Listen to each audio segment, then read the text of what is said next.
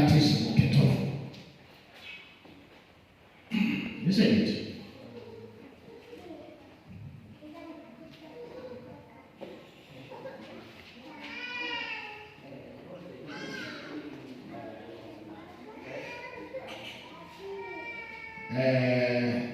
Consonant tet and tav, they are almost the same.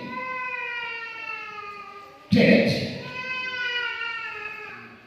and tav all spells a sound of T, but this one as a TH is more firm in the T than the T. It is more firm in the T than in the tet. Tet establishes a foundation, but for fluency, it takes a TH. It's more firm than a T.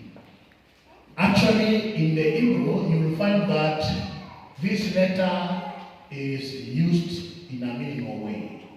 It is not used popularly. The same with the calf. The calf without a dagesh, which is letter K. This also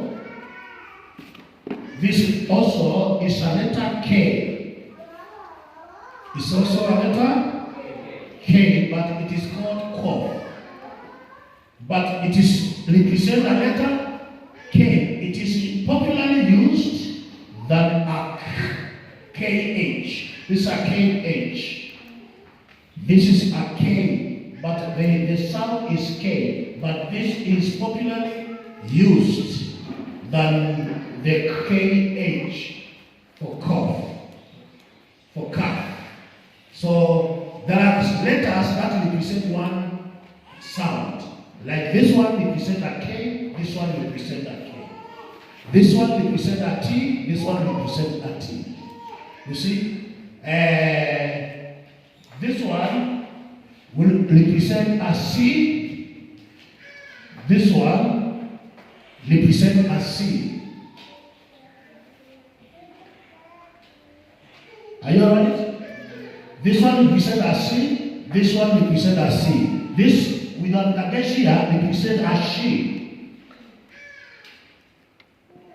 She. But with a dagesh here represents a C like this one. They are spelled the same. They occupy the same sound. Sawa?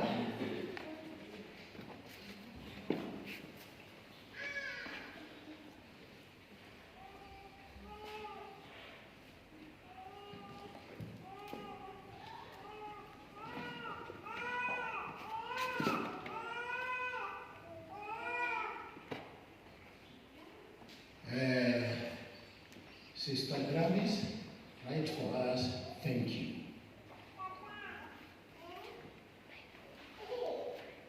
In Hebrew. I can see you have it. Then write it.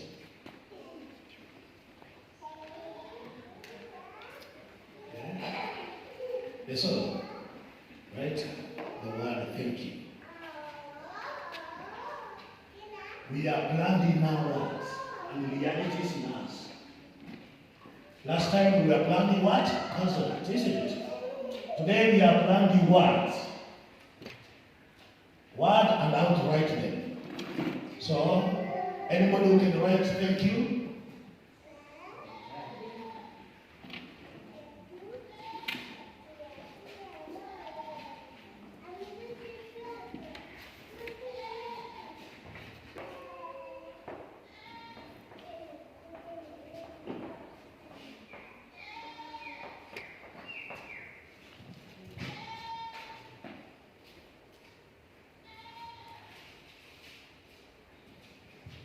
Ameandika nini?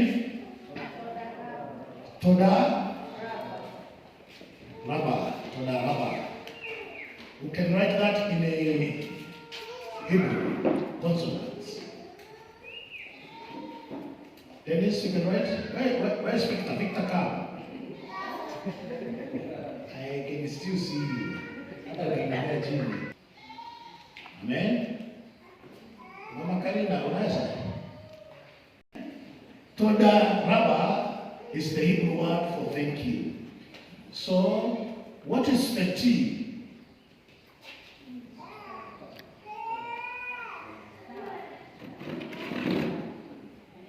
What is for all? Eva. What is for D?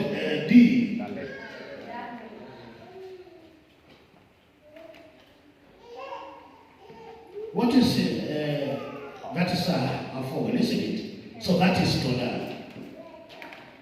That is also saying thank you. When you say Toda, you say thank you. When you say Toda Rabba, thank you very much. Thank you very much. So what is Rabba? Fresh. And bed. Toda Rabba. It is very easy, isn't it? It is very easy, isn't it? Toda Rabba is very easy because 3 consonants, 2 consonants. How can that be hard?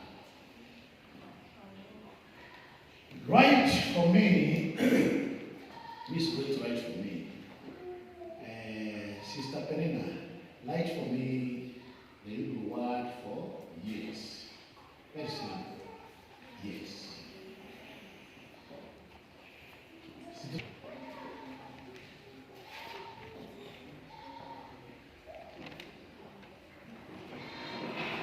Thank you. The Hebrew word for yes is ken. The Hebrew word for yes is what? Ken ani Israeli. Yes, I am Jewish. Yes, ani Israeli. Yes, I am Jewish. Someone write for me. Someone write for me in the Hebrew. Caleb.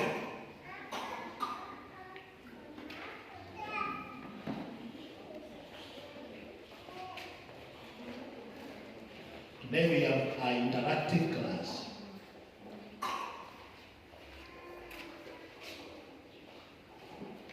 Amepata?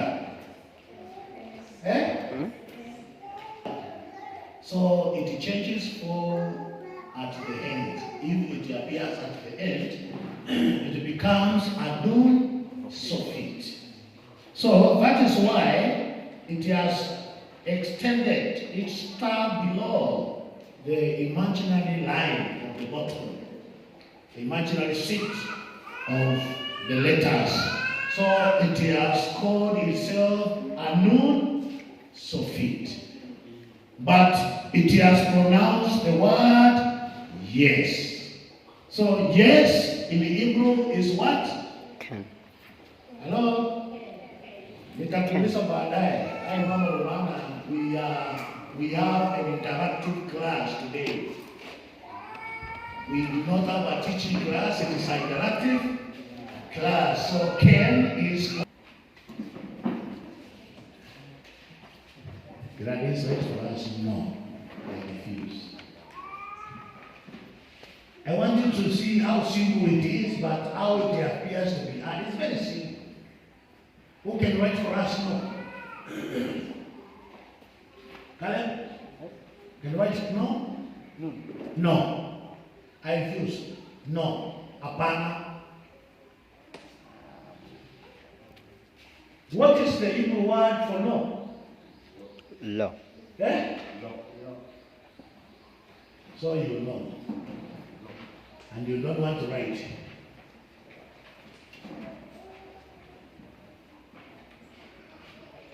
That is the word no in the Hebrew.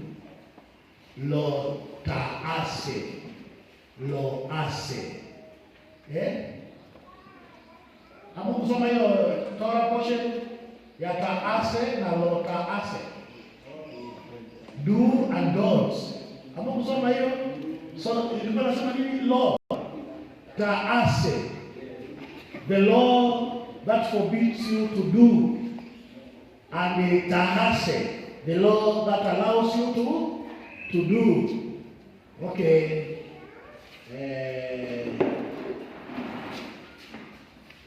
Victor.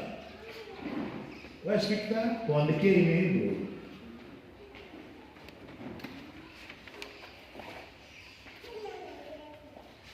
I want you to see whether we are in Hebrew or we are far away from Hebrew and how we need to get back.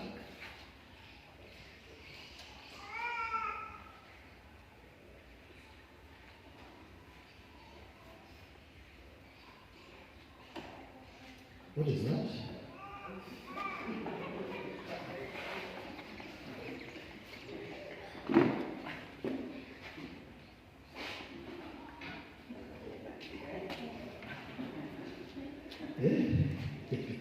Yeah, you have tried.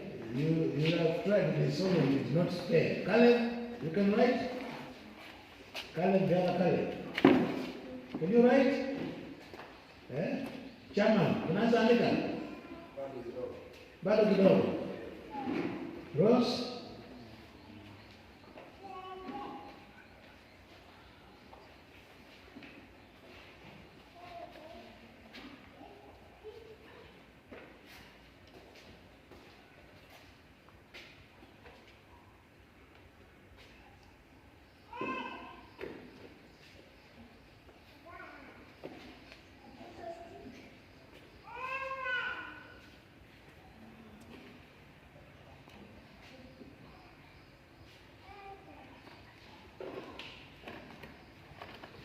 Amepata?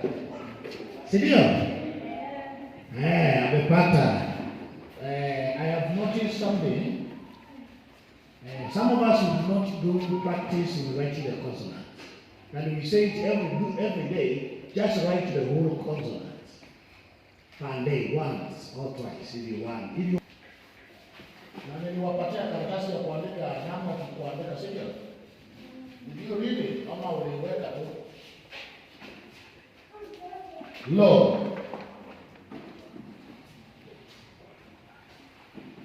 This is where to write Gimel. Gimel, isn't it? Gimel is it has a star on top of the line, isn't it? Then it comes to the middle and it turns.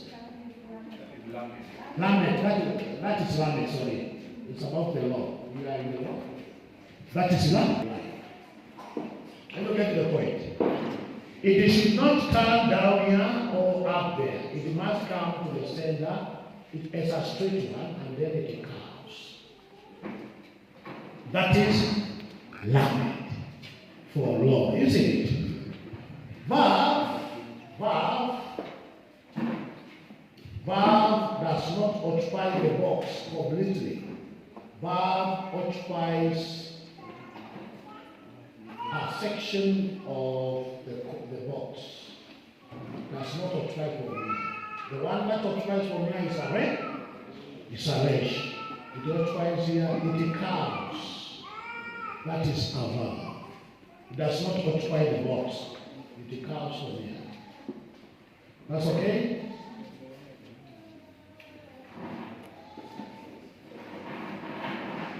So,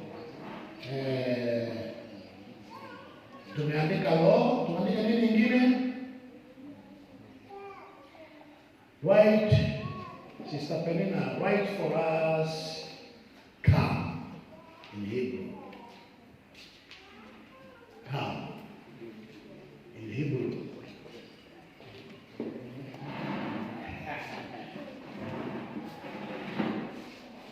Unacheka mpaka amepata,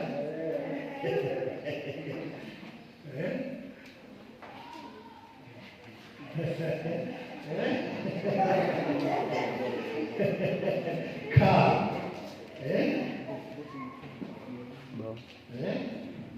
Honey, come. Honey? Bo. Come. Mnajua ile kitu naongea? Huu ni nani? Who is who? You are both. This is he, her. Eh?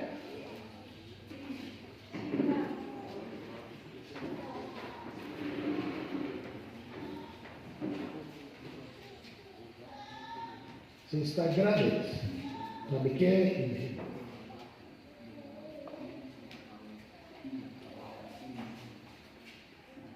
In the two fashion. I want us to introduce another fashion right here, and it's also okay.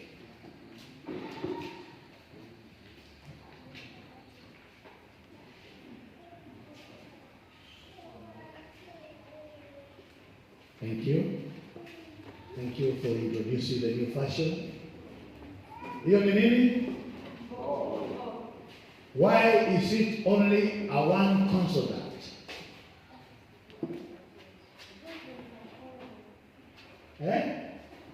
But she has put what? A forward. So tuandikie the letter go.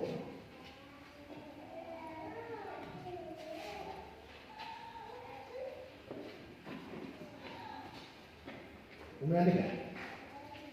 Kamene.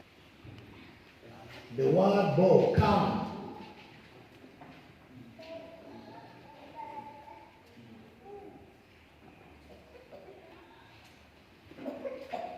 That is what? The word go. Shuru. Shuru. These are four words that are a consonant. Only these. This is shuru. And this is ola. So, what makes it a vowel is because of the dagesh. But it is actually a what? Do we have a verb in the consonant? We have it. So it is a verb with a dagesh. So when we want to write it, we write the verb because it's a consonant equal with the first consonant.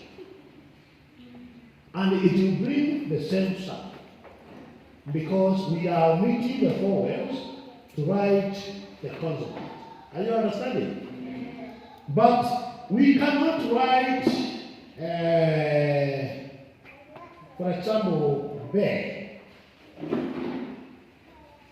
Bear. Because these are vowels for E.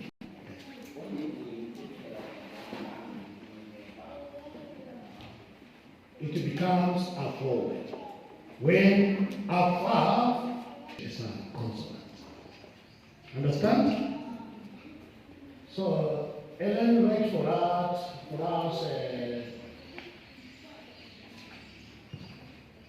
who.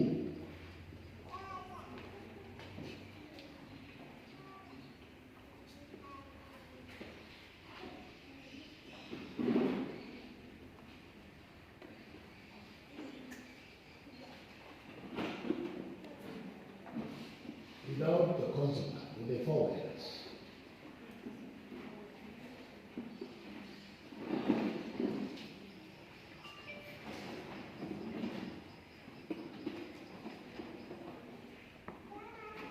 Without the vowel.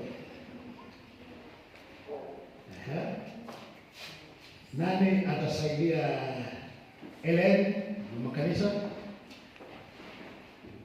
We are trying now to stamp in the words.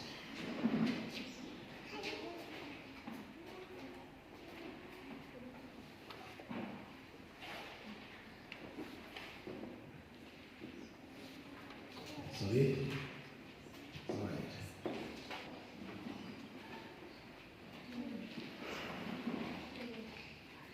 Sindio? She has failed to identify the consonant in what? The consonant in the forward.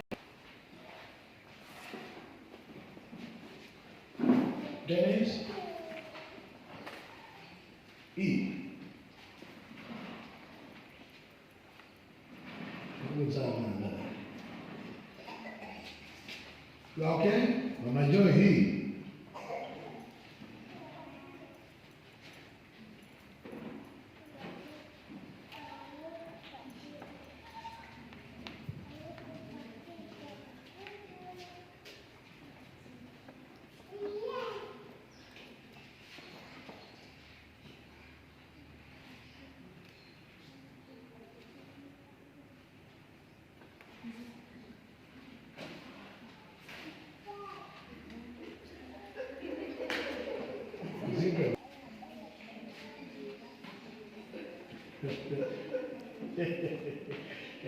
We have E with a 4, a 5.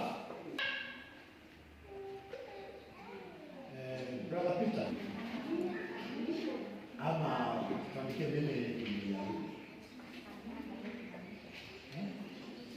unajua. Tuandikie pale na shimo.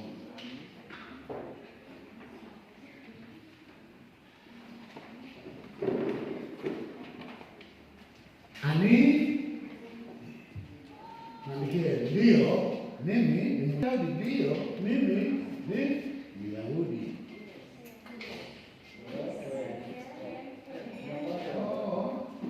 So kila mtu mtapea sababu mmoja na mmoja. Haya. Peso tuandikie ama kale. Ke. Mimi ni nasema ni lugha gani?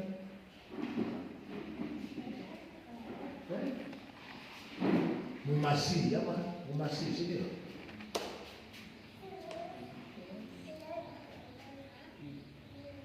Ken ani taudi. Udah.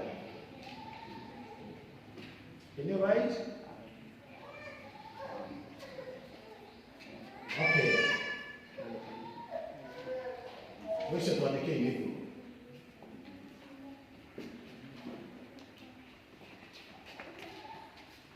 Tumeandika Kenya hapa.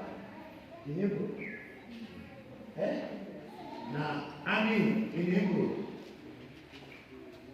Ani in Hebrew. Yehudi in Hebrew. Kuna ngumu hapo? Iko ngumu.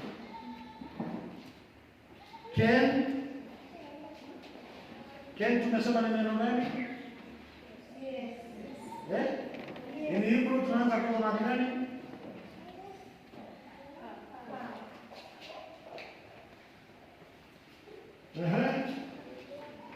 Alafu nun sofi.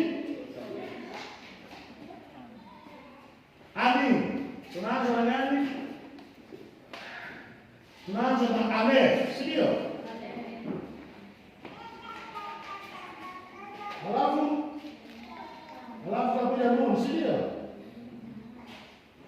Alafu mbona mnajua na mtaka kusema? Alafu Yehudi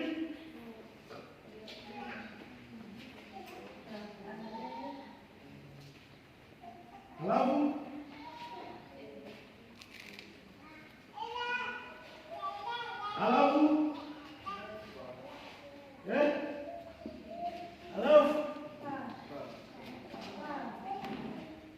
kwa sababu ya nini?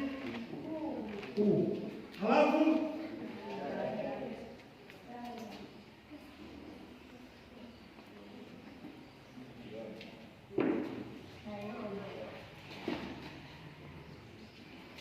ni ngumu. Imeanza kuwa rahisi.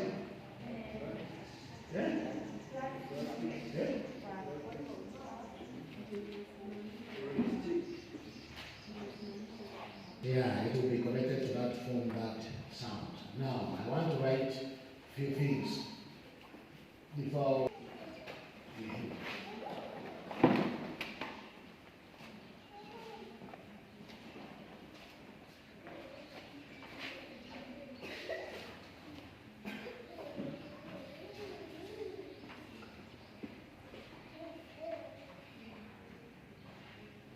right.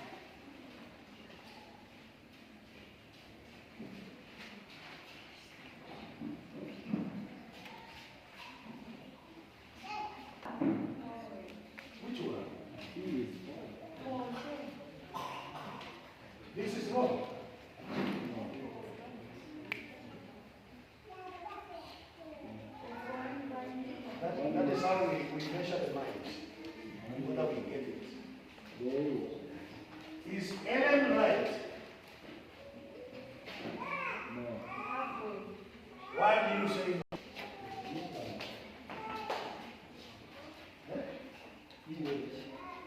What's the problem with this?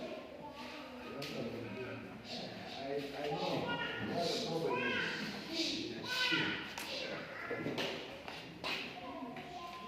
Aaron is right. Aaron is what? Let us do it together. The first letter is what?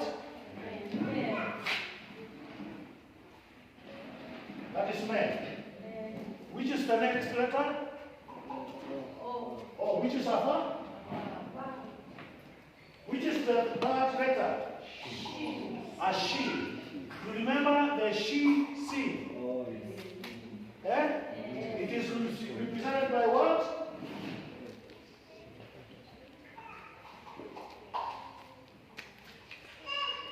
Well, she was right, isn't it? She was right because she has applied the what? The shield without the forward, isn't it? If you want us to write the forward, then we will say more shed. Moshe. This is a he.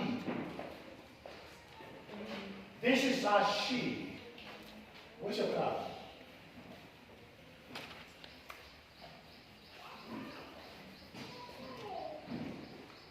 Write for us Ruach.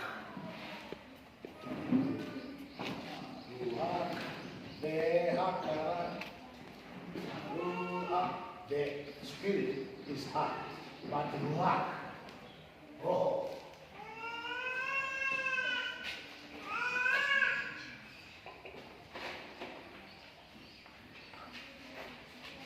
Mama kanisa.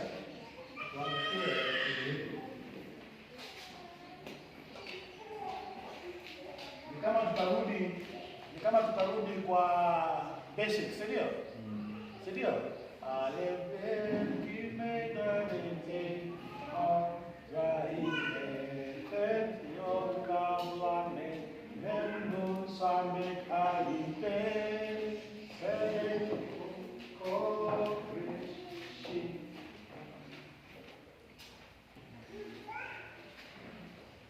Who is represented by what?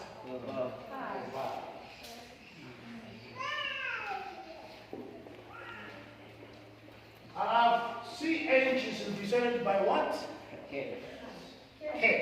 Isn't it? Isn't it?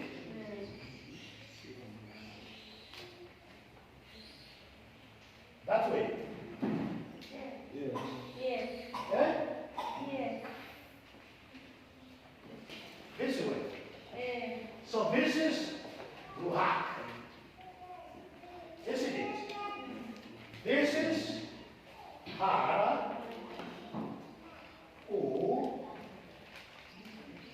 A, and CH, Ruach. Isn't it? Ruach. See there? That is where the foreign are getting into.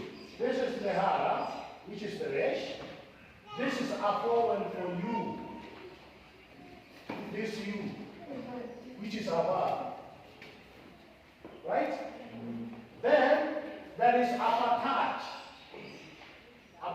which is this one, on the right side of the head, so that it become Ruach, and then the CH. If we put the patach here, it will be Ruacha.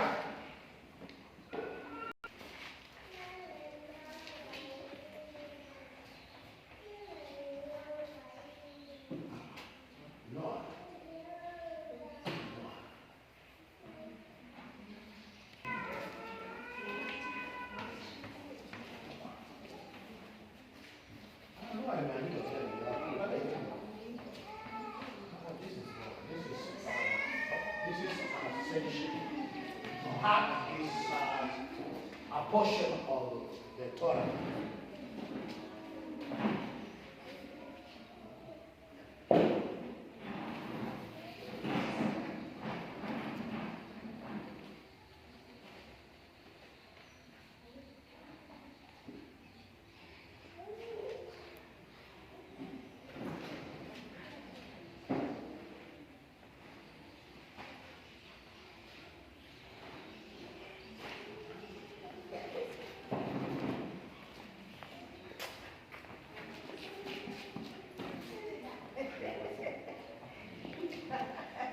write for me K.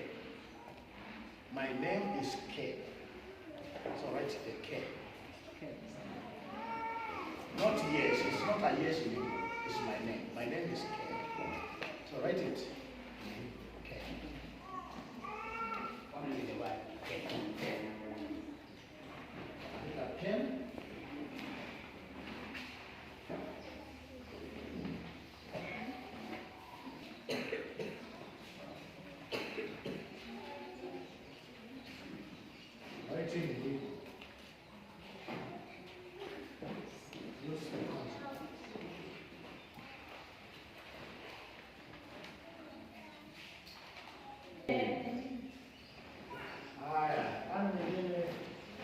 Sister Gladys, write for us praise. It's not a praise.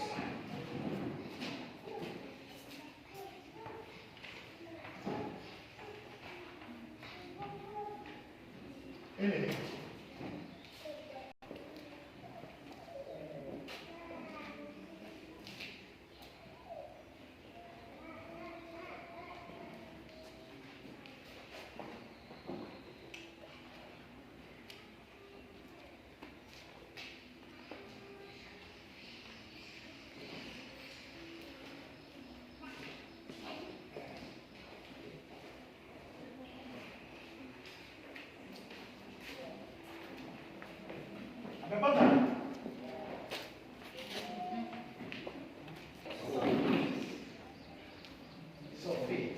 So it should be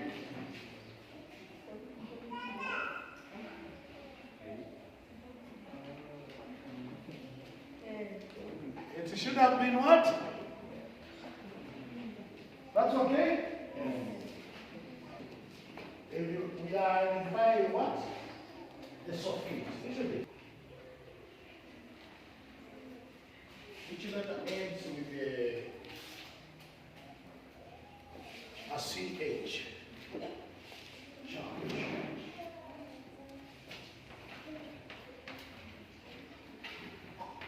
Somebody write for me church.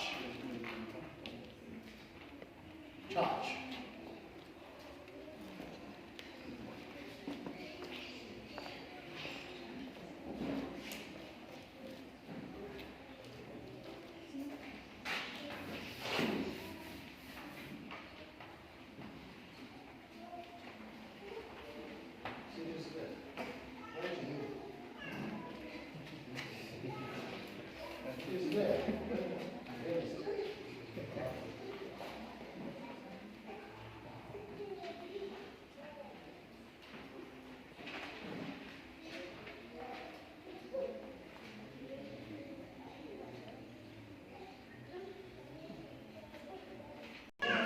The U is a shuru. Represented by what? A verb. This is the verb, isn't it? Then there is a resh. Sireshiko. And then there is a CH, which is a check. Is it okay? So I'm a sawa. Okay, someone write for me. Now we want to finish. Now I need a book.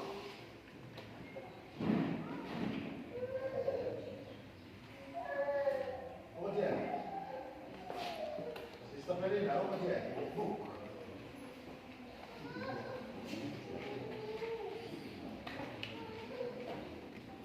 What, right?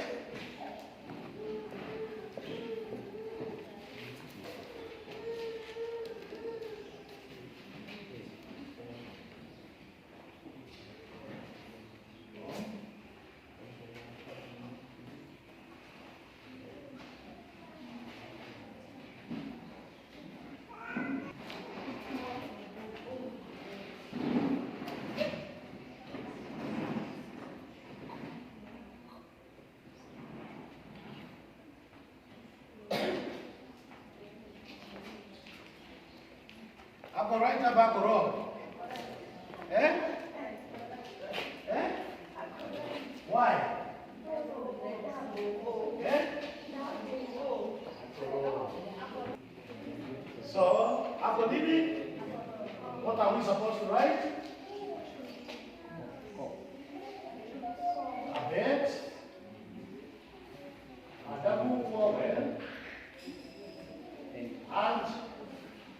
Aka. Sofit. That's right? Look us out. Eh? Okay, that's that. Do you see the point? If we were to write it with the four ways, we were to do it like this. A bed, a forward, a boat. We present a double forward. And then to have a car. This daggers will not represent a whole circle. It will represent a double forward, which is also must be having a dagation there. But it represents a double forward. At the last, it is a suffix consonant, that is the curve suffix. Curve what? Suffix. It must extend its start beyond the base. So, what about who can write the letter, the word look? Look.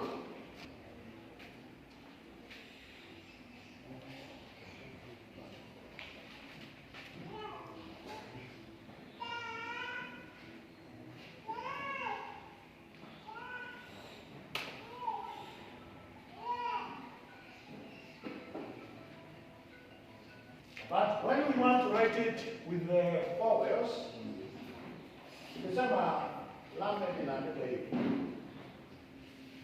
See here? And with the vowel,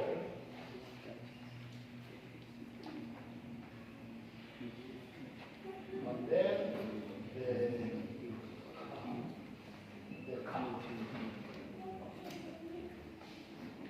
This is the word look, isn't it? Isn't it? Muko sawa? Ama tunachanganyikiwa? Iko sawa. Eh? Muko sawa?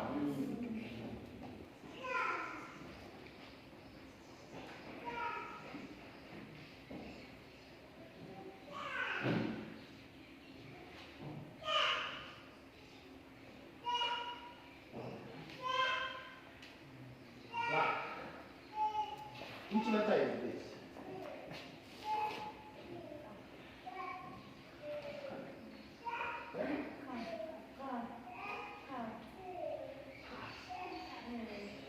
What about this?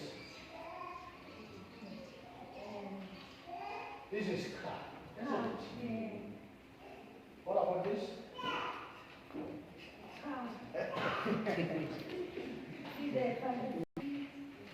C comes because of the pronunciation. The KH, remember it turns to a cat, isn't it? The cat turns, this letter without a dash is a KH, isn't it? So the same idea. When it has a dash, it makes it hard to pronounce. But when it without a dash is a ka. So this one will carry for the C, the black. Yeah? Without the patat, it makes it a full consonant word without a vowel. So this consonant aleph is representing a hard sound, which is here. But it will come when you have a patat, a vowel for la. Okay?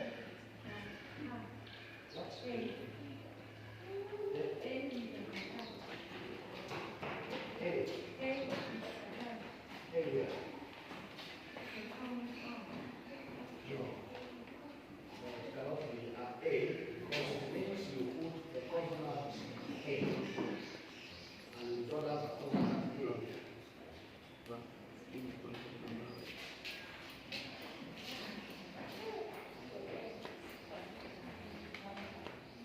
Hapo katika hali ilikuwa ni hiyo. But do you know if you are given the written because it gives an HA sound. But Hale, even the sound that is coming from here is a ha. It's a ha, la. It's a ha. L-A-H, it's a la sound, which is coming also from the Hale. Right? So that's why you will find, like, for example, Imam. Which name is this? Ma. This means ma, isn't it? Yeah? But when you spell Imam, it starts with I.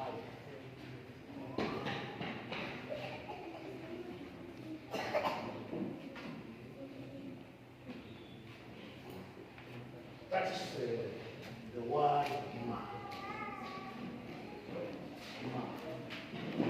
You ask why it starts with I? Because this is adopting the high sound. It is adopting the. I want you to notice the change, why words will change.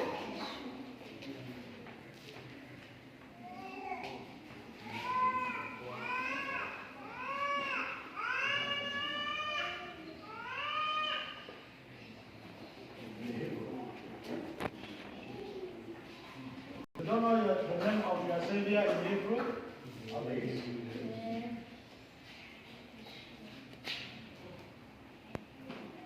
Or Elohim. Eh? Which letter starts? Which other letter follows? Shin.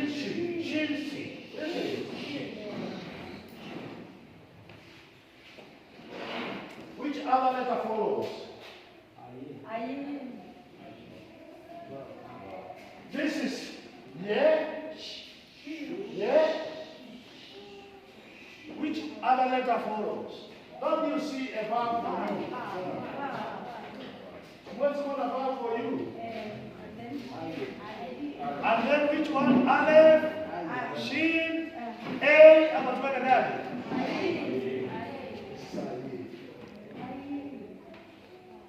That is the name of Yeshua.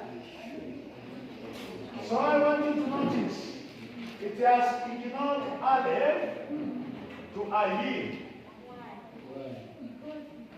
Because it is also silent like Aleph. No, get the point. Yeshua, who was Aleph in the beginning, has also come in the middle of the consonant. Which silent word is in the middle of the consonant? Yeshua came after generation have passed into the middle of our consonant as what? High. Hello, in this one. If you don't get that concept, you may not get it. He was in the beginning, he created everything. He has said he created everything. But he never came there. If you look at Ayin, should we have this?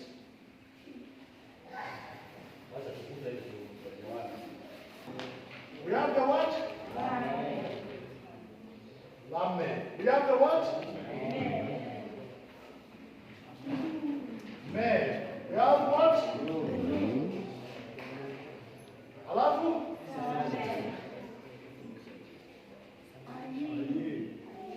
We have Ayin. We have what?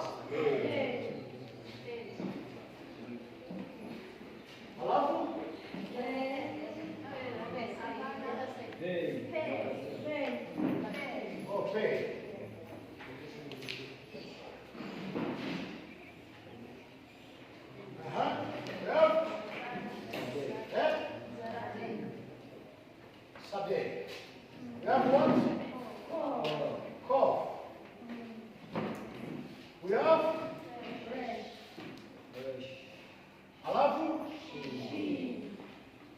Chelsea. And then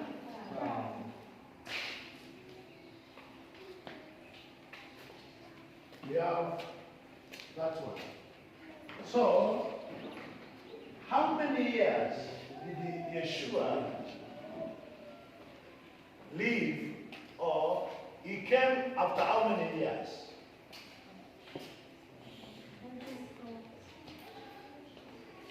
Kama miaka ngapi saa hii tangu akuje imepita? It is assumed the world shall live 7,000 years. So, he came, how many years since akuje?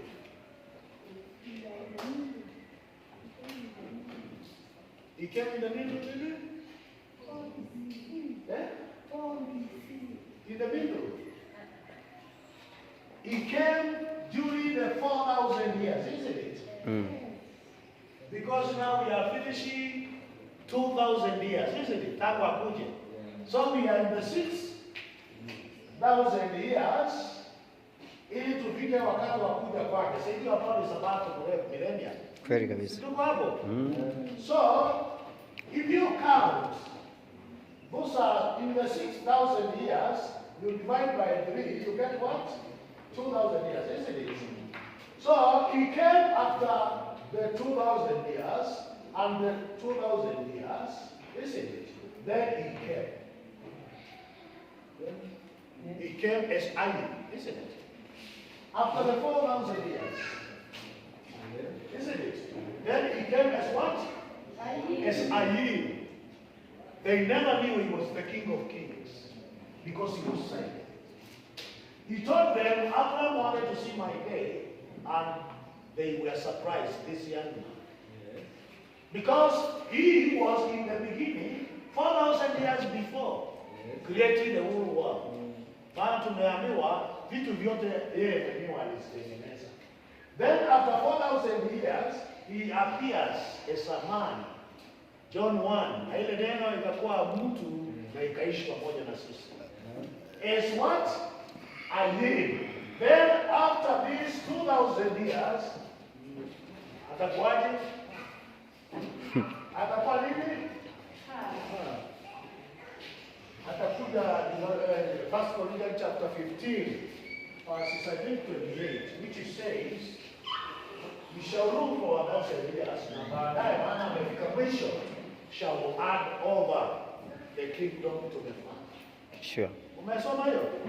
So this is where he is adding over the kingdom to who? To the Father. Are you getting the point? Yes. That is why we write Yeshua. Yeah. Shua is this. This name was given after 4,000 years when he came as a man to Mary by angel Gabriel. Na akamzaa mwana na jina lake atamwita nini? Yeshua. The name comes in as the consonant comes after 4,000 years. That is why his name is speaking Ayim instead of Alem, because he already did it. He worked for heavens and for earth. He has manifested himself in Balaam, akisema nikamwona. No, Enoch anasema nini? Namuona nakuja na maelfu ya nini? Ya malaika. So he has been going through all this consonant for 4,000 years. Yeye ndiye aliyekuwa na kanisa katika jambo. Umesoma hapo nini? Bila amesema, yeye ndiye alikuwa na kanisa katika jambo until he came in person.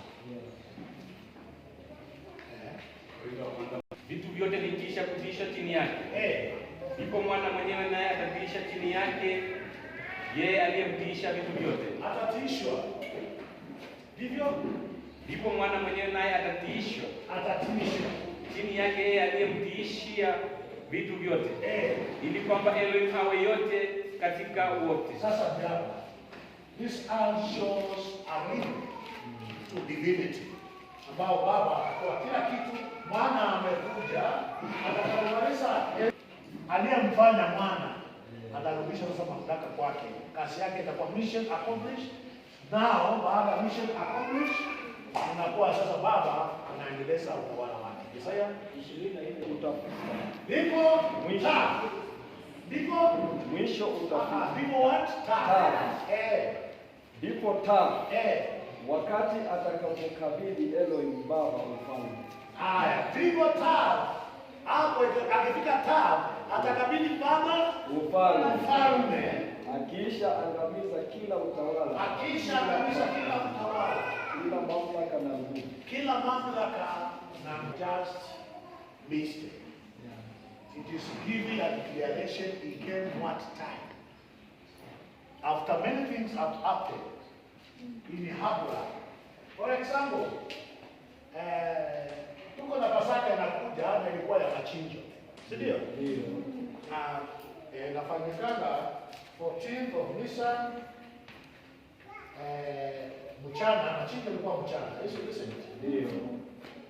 Lakini siku hizi tunafanya nini? Usiku. Si ndio? Usiku, night, si ndio? What happened? Ndio nifanye usiku.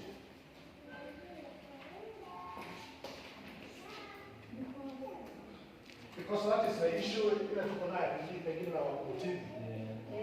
What happened? What did Aleph teach Abraham? Si Abraham alikuwa na kondoo na mbuzi? Alimfundisha nini? Mkate Na uzao wa maana yeye changes not. Mkate na nini? uzao wa Alipozungumza akasema kondoo na mbuzi asikuwasaidia. Nimemtoa mwanangu, the true bread. Yes. In fact, hiyo ndio imefanya Bethlehem mji wa lekee, mji wa mkate. Maana alizaliwa pale. Alipokuja alichinja kondoo. Maandalizi yale yaliandaliwa yalikuwa ni kondoo ilichinjwa. Ilikuwa ni nini? Ni mkate na maji ya mzabibu yalikuwa yamefanywa nini? Yameandaliwa.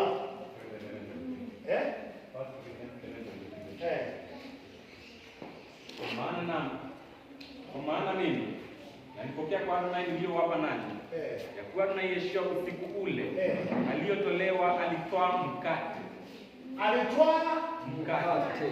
tena. Nataka turudi pale alipomtembelea Abrahamu usiku ule, alitwaa mkate na maji ya nini? Na hii ya Korintho 11:13 nasema nini? Akatoa nini? Mkate. Haya, wacha tuambiwe yule asiyekula kondoo ama asiyekuwa na machinjo, tuone kama bado inaendelea. Tuangalie Yohana 5:53 na 6:53.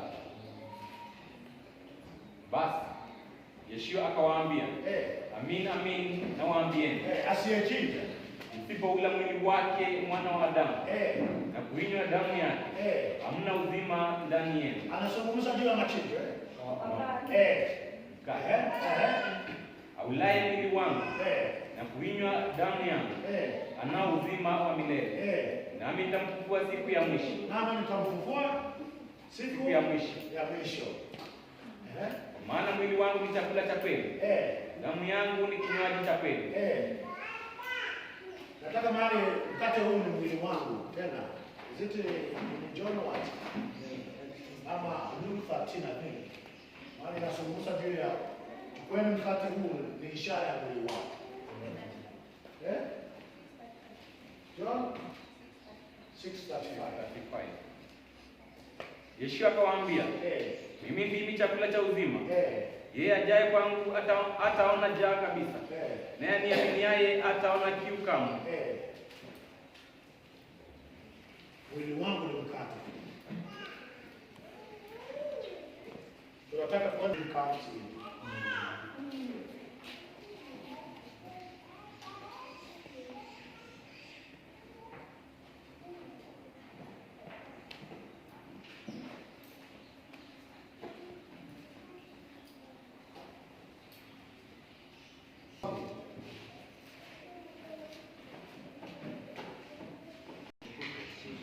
Verses? Luka 22:14 to 20. Okay, Luka 22:14 to 20. Nasema? Okay, Matthew, nisome Matthew finance. Walipokuwa wanakula, Yeshua akachukua mkate, akashukuru, akaumega na kuwapa wanafunzi wake akisema, "Twaeni mule, huu ndio mwili wangu." Mkate. Ama ni kondoo? Mkate. Si ndio? Mkate. Eh. Kisha akakitwaa kikombe, akashukuru, akawapa akisema, "Nyweni nyote katika kikombe hiki. Hii ndiyo damu yangu ya agano imwagikayo kwa ajili ya wengi wa ondoleo la dhambi." So the presence of a sheep or a goat vizuri wakati wa Isaka akitolewa na Abrahamu. Akaambiwa it's not about the sacrifice of Isaac. It's about the sacrifice of the lamb ambayo kwa picket pale which represented Yeshua Mashiach. So mwili wake was the blood and it was also the what? The wine. The wine. So that is what was represented by Hayin. Wakorintho wa kwanza 5 mstari wa 7 nianzie 6. Majivuno yenu si mazuri. Je, hamjui ya kwamba chachu kidogo uchachusha ndonge nzima la unga? Ondoeni chachu ya kale ili mpate kuwa ndonge jipya lisilotiwa chachu, kama vile mlivyo. Kwa maana Yeshua mwana kondoo wetu wa Pasaka amekwisha tolewa kuwa dhabihu. So tunaongea bread instead of the what? The sacrifice of sheep and goat. Actually, we are talking about the Ayin. So, mmepata the reason why Ayin is coming in. Kwamba mtu akile wala asife. Mimi ndimi chakula chenye uzima kilichoshuka kutoka mbinguni. Mtu akila chakula hiki ataishi milele. Na chakula nitakachotoa mimi ni mwili wangu kwa ajili ya uzima wa ulimwengu. Amen. So, that's why the reason why nilikuwa ninataka muone the Ayin is the dispensations. Tangu alipoanzisha kazi kulingana na maandiko kwamba yeye alifanya kazi zote. In the middle of life, after 4,000 years had passed, he came in kama mwanadamu. Alikuja mwaka gani? Yeshua alizaliwa tarehe ngapi? Mwezi gani? Mwaka gani? Rose, Yeshua alizaliwa mwaka gani?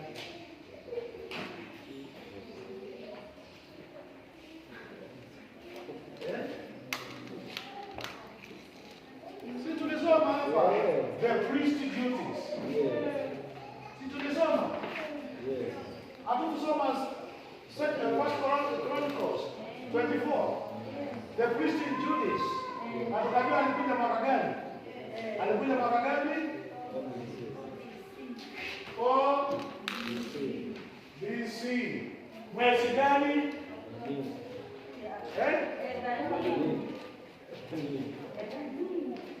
Mwezi ya saba. Karibu ni mwezi ya saba.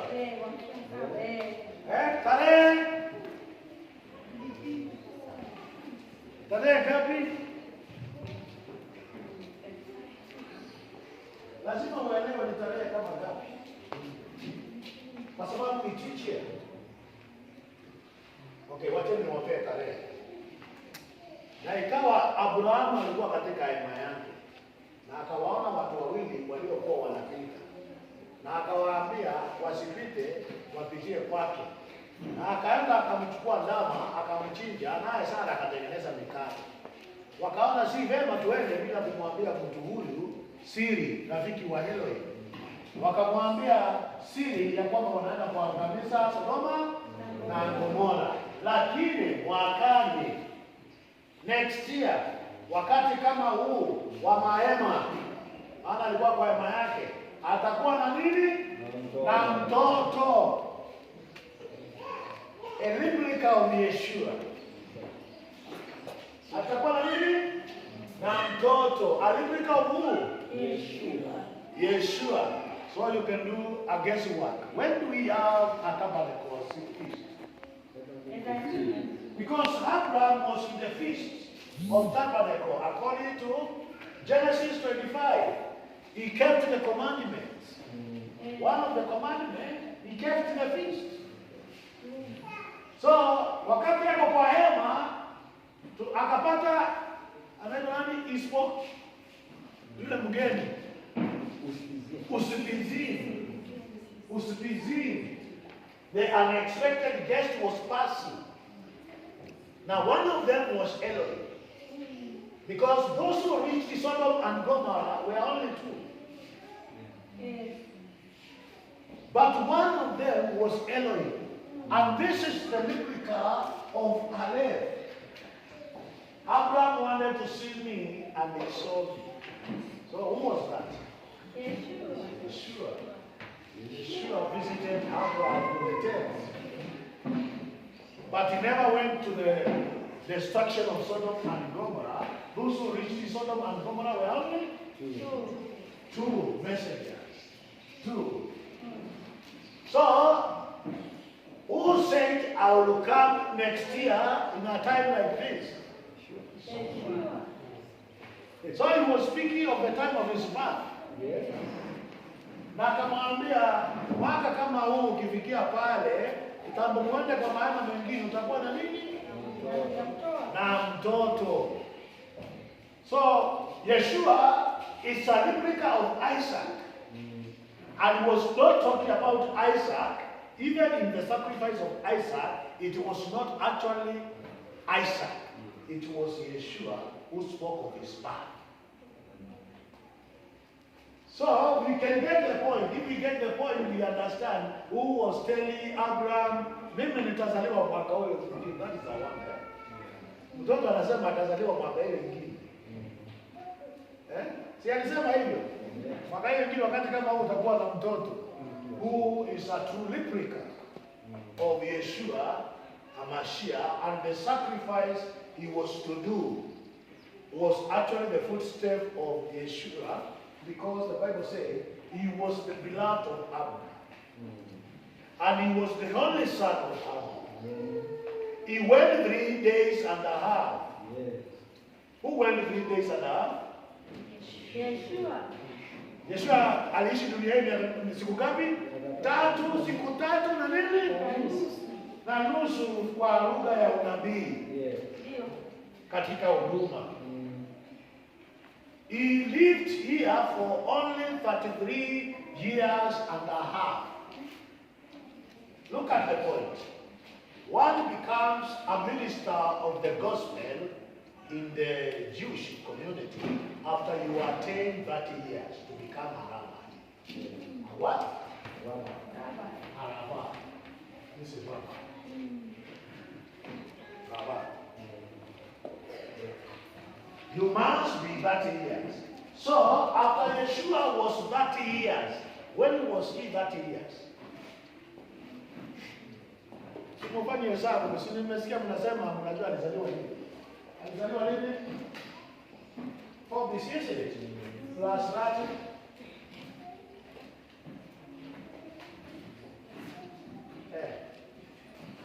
Eh?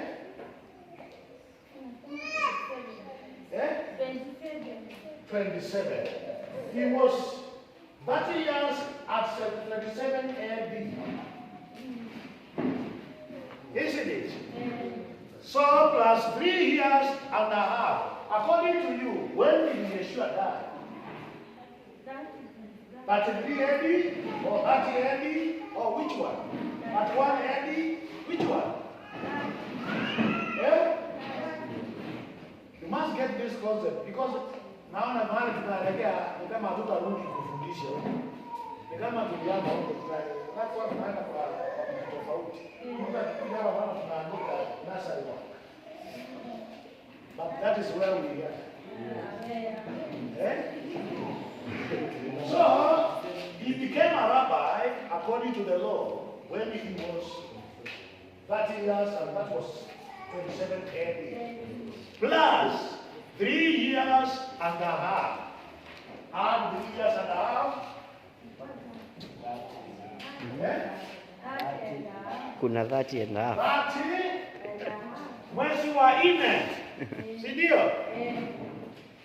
30 mwezi wa ngapi? Wa 4 is when Yeshua died. Wakati wa Pasaka. Si ndio? Sikukuu ya Pasaka inakuanga lini? Kwa maana yeye alikuwa Pasaka. Which about the mwezi wa 4 huko siku yetu, si ndio? So he died. It is giving us an information, or it is giving us an information that Yeshua was born in mid 4 BC. Why? So that we may have the earth of the 4 BC as the earth in the 3 years and a half. Maana Nisan is the first month, so atakuwa na tayari 3 years and what? And a half. So that gives us the knowledge that kwamba alizaliwa mid 4 BC. So that the earth is covered from 4 BC to 3. And then that AD in the first month of the Bible, during Pesach, it was to be our Pesach. You get the point? So we calculate backward from the Pesach backward to 33 years and a half. It takes us to mid 4 BC, so that we may get his exact age as 33 years and a half. So the point I was driving home is that it is Yeshua who met Abraham. Na alikonfess akasema, Abraham alitamani kuona siku yangu, na alipoiona alifurahia sana. Maana alifurahia, alimchinjia ndama aliyokuwa mnono, na Sara akapika chapati. Sasa watu wamefurahia. Si ndio? Si watu walifurahia. Sara si alipika chapati? Na Abraham akatafuta ndama aliyo mnono, asiyekomaa sana, mnono, mwepesi, ndio? Na alipomalizana na Abrahamu, he famished. Alipotoka tu kwa Abrahamu akielekea Sodoma, he never went with them. Because the time to destroy the world is not yet. Yeye aliwaachia wale wamepewa kuangamiza kwa wakati huo. Ili asionekane aliangamiza wakati mmoja ulimwengu, akaangamiza siku ya mwisho. Judgment shall come at the end according to the spirit of Torah. Si jicho kwa jicho, hapana. Hiyo jicho itatolewa siku ya mwisho, which is the sin committed. Ile inafanya mtu afanye dhambi at tit for tat. The tit hakuna tat, kwa maana Yeshua atalipishia siku ya mwisho, not now. Unaelewa? Yes. So that is the spirit that wrote the scriptures. So nikimalizia, because of the interest of time, go and revise. Yeah? Yeah? Alphabet. What is alphabet? Yeah? I am not saying alphabet. They are called alphabet. They are not even called that way by chance too. There is a reason. Aleph, bet. And not Aleph, go and start the Aleph bet so that you may master. Maana ninaona hata tunachangwa hata kuandika because we don't master. We have not mastered the Aleph bet.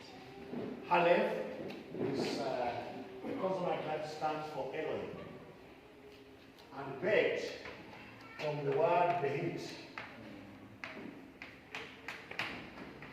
Behit. Behit. Bahit. What is bahit? House. Elohim created our house in Yeshua. Naenda kuangalia makao na nikimaliza Elohim created our house in Yeshua. So this is Yeshua after the coming, after his second coming. That is why it is called kasi ya baba na mwana. Aleph and Bet. Hata ukiangalia amesonga mbele ya hatua. Sasa alikuwa hapa anachukua mtazamo wa creation yeye aliumba. Lakini wakati siku hiyo itafika, itakuwa ni kasi ya baba iliyotekelezwa na mwana. Amen. Ndio kusudi ana handover kwa mwenyewe ndiye ale. The silent guest. Lakini kasi ni ale bet. Kasi ya baba na mwana. Mwana anafanya kazi ya ale. Na hata alipokuwa anaenda huko, alikuwa anafanya kazi ya nani? He is a vice. The vice works for the boss. So he becomes the house. The administrator of this house is not the pastor, it's the elder. Get it right? But he is working for what? For the pastor. So the son is working for the father. He can do nothing without consulting the father. Are you getting the point? Amen. But when he has come, he becomes the father.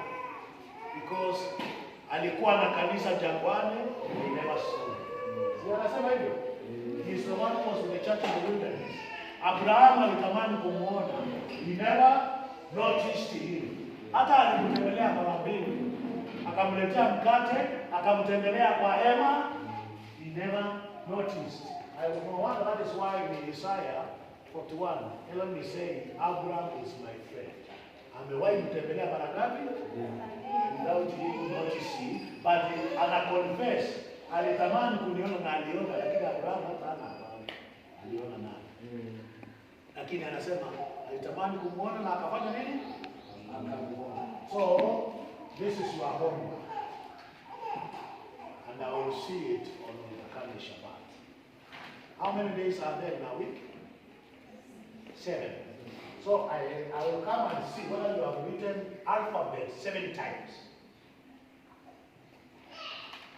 In your book. Simuko na kitabu ya Kiebrania. Kama umeandika 10 times majina mapya ya Kiebrania ama neno jipya safanya nini? Sa Kiebrania. Hapo tume understand nini tunaandika. Na tunatumia the same consonant, na tukiimba inakuwa tena ni rahisi. Si ndio? Tukisema Moshe kwa consonant. Na once uso wako na akili yako imeelewa hii consonant inasema nini, you can write anything, you can read anything, na haitakuwa ngumu. Next Sabbath tutajifunza wimbo mpya.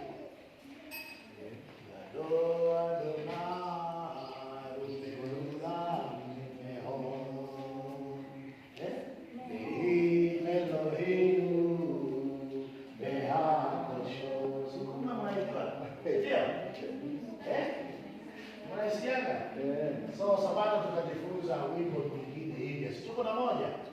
So sabato nyingine tutajifunza hiyo wimbo Gado Adonai Umehula Mehod. Mehod means nice.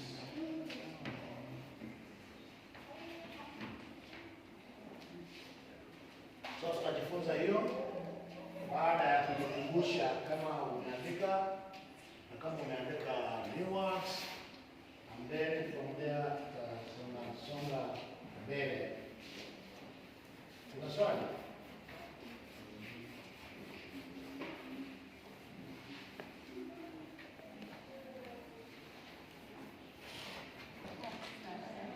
Nini? Ati? Inasema tuko mwezi gani? Other One. why? Other one. Yeah, tutaweza